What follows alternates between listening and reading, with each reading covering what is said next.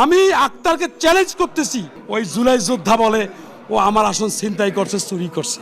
সে তো জুলাই যোদ্ধা না। আমি আল্লাহর তরফ থাকি তাদেরকে অভিশাপ দিচ্ছি, আমার ছেলে মেয়ের বউ বাচ্চার যে চোখের পানি তারা ফেরাইছে, আল্লাহর তরফ থাকি তাদের ছেলে মেয়ে বউ বাচ্চা আল্লাহর তরফ থাকি ধ্বংসপ্রাপ্ত হবে।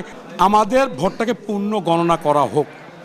পূর্ণ গণনায় যার পক্ষে রায় যাবে আমি তা মাথা পাতিয়ে নেবো। যে জিতবে তাকে আমি ফুলের তোড়া দিয়ে বরণ করব। কারণ আমার আসনে টিপু মুন্সি গত 18 সালে যেভাবে আমার ফল ছিনিয়ে নিয়েছে, ঠিক একইভাবে ওই জুলাই যোদ্ধা বলে ও আমার আসন ছিনতাই করছে, চুরি করছে। সে তো জুলাই যোদ্ধা না। আমি আক্তারকে চ্যালেঞ্জ করতেছি, আমি চ্যালেঞ্জ দিচ্ছি সে যে সত্যিকার অর্থে জনগণের রায়ে যে সে নির্বাচিত হয়, সে আমার চ্যালেঞ্জ গ্রহণ করুক। প্রশাসনের নগ্ন হস্তক্ষেপের কারণে আমাকে টালবানা করি সময় ক্ষেপণ করে, আমি আল্লাহর তরফ থাকি তাদেরকে অভিশাপ দিচ্ছি, আমার ছেলে মেয়ের বউ বাচ্চার যে চোখের পানি তারা ফেরাইছে, আল্লাহর তরফ থাকি তাদের ছেলে মেয়ে বউ বাচ্চা আল্লাহর তরফ থাকি ধ্বংসপ্রাপ্ত হবে ভাইরা আমার।